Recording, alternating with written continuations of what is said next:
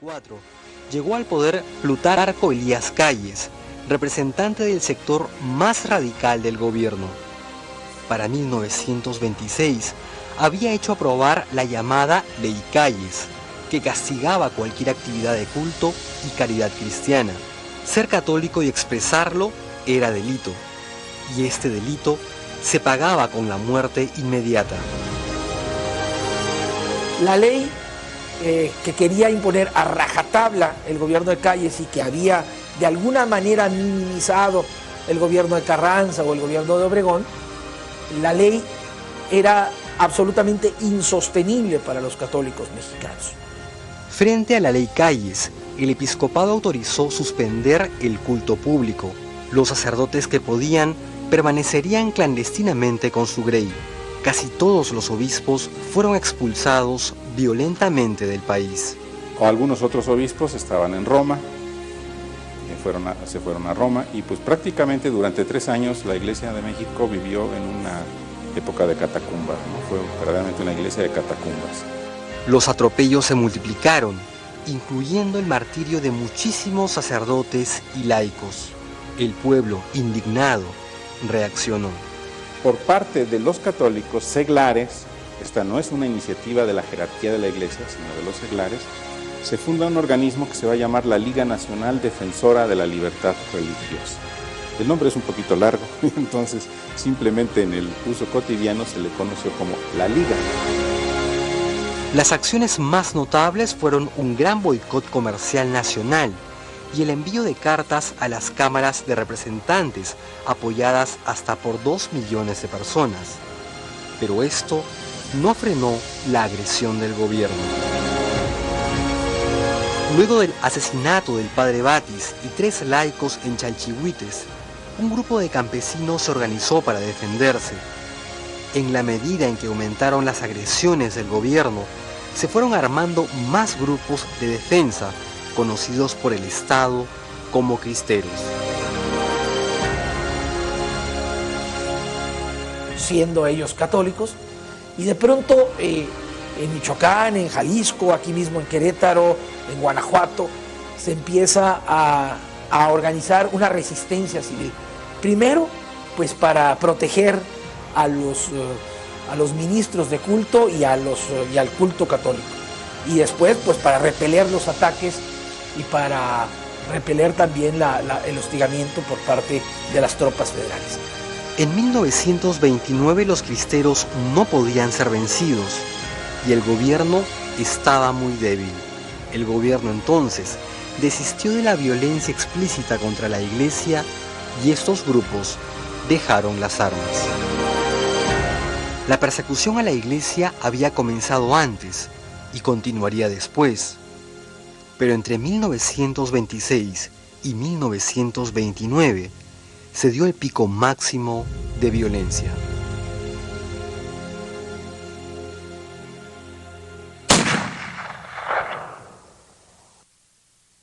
San Genaro Sánchez,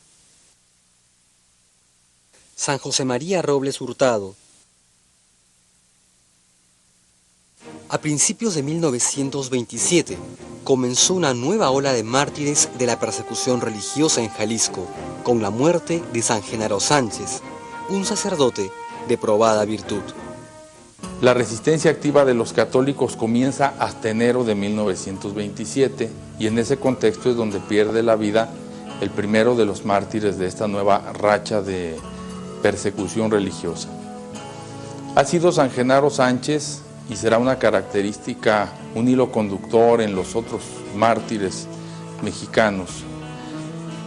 Una persona de condición social humilde, sus padres son jornaleros que se contratan por temporadas en las haciendas agrícolas comarcanas a Guadalajara. Genaro Sánchez nació en el seno de una familia muy humilde en el poblado de Agualele, Zapopan, el 19 de septiembre de 1886. Sus padres, Cristóbal Sánchez y Julia Delgadillo, eran personas pobres, pero ricas en virtudes cristianas. El día en que nació, recurrieron al calendario para elegir su nombre y encontraron un nombre poco usual para la zona: San Genaro, obispo y mártir. 40 años después, este niño cumpliría la misma vocación de su santo patrono. Aunque se sabe muy poco de su infancia, quienes lo conocieron cuentan que su familia llegó a Guadalajara en busca de trabajo.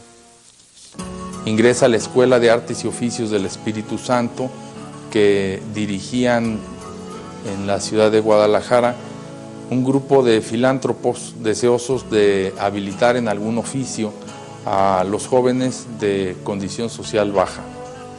En ese lugar, Genaro aprende el oficio de herrero. Adolescente, ingresa al seminario conciliar, donde se ordena ministro y en 1923 es destinado a la capellanía de Tamazulita, que pertenece a la parroquia de Tecolotlán. Es allí donde discurre el contexto de su martirio. Siempre becado, San Genaro Sánchez logró ingresar al seminario de Guadalajara y recibió la ordenación sacerdotal el 20 de agosto de 1911. Ejerció su ministerio en parroquias de Tenochtitlán, Zacoalco de Torres, San Marcos, Cocula, Tecolotlán y finalmente fue vicario de Tamazulita, perteneciente a la parroquia de Colotlán, donde era párroco San José María Robles Hurtado, quien unos meses después de la muerte de San Genaro se convertiría también en mártir. San Genaro alimentaba su fe y su celo sacerdotal con frecuentes visitas al Santísimo Sacramento y una gran devoción a la Santísima Virgen María. Se preparaba con gran cuidado para la celebración de la Eucaristía, tenía un fuerte celo apostólico, mostró siempre buena disposición en el confesionario, le gustaba predicar y su predicación era elocuente y conmovedora. Desprendido y compasivo con los más necesitados, San Genaro atendía a todos, pero especialmente a los enfermos en numerosos ranchos. Se preocupaba por la salvación de todos y especialmente por la formación cristiana de los niños, a quienes solía enseñar el catecismo. En 1917, 10 años antes de su muerte, recibió el primer golpe de la persecución, cuando fue encarcelado y procesado por leer en el templo parroquial de Zacoalco una carta pastoral de su obispo, don Francisco Orozco y Jiménez.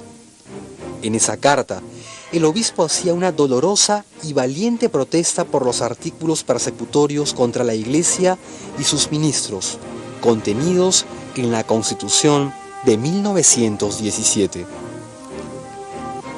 Aunque el padre Genaro estaba triste y molesto por las órdenes persecutorias, nunca incitó a la gente a tomar las armas contra el gobierno. 6 años después de este episodio, el sacerdote llegó a Tamazulita, acompañado de sus padres. En este lugar ejerció su ministerio hasta su martirio, en enero de 1927. Ante la persecución que había desatado el gobierno de Plutarco Elías Calles, especialmente contra los sacerdotes, el padre Genaro sufrió mucho por la imposibilidad de desempeñar convenientemente su ministerio, pero siguió ejerciéndolo a escondidas, en casas particulares y en las afueras del pueblo. Era consciente del peligro que corría de morir, pero nunca abandonó a sus feligreses. El 17 de enero de 1927, el padre Genaro estaba en el campo con un grupo de vecinos. Por la tarde, al regresar al rancho en que vivía, el sacerdote y sus acompañantes se dieron cuenta de que los soldados los buscaban. Están en condiciones de escapar y así se lo hacen saber al sacerdote. Pero él les responde: si mi destino es sufrir el martirio, nada debe oponerse. Si no me reconocen, salvaré la vida. Si me reconocen, estaba de Dios hacer la ofrenda de mi sangre. Por lo que a ustedes se refiere, no teman que nada les pasará. Es muy curioso que en este ambiente haga tal afirmación el que sabe que el riesgo de su vida es muy grave.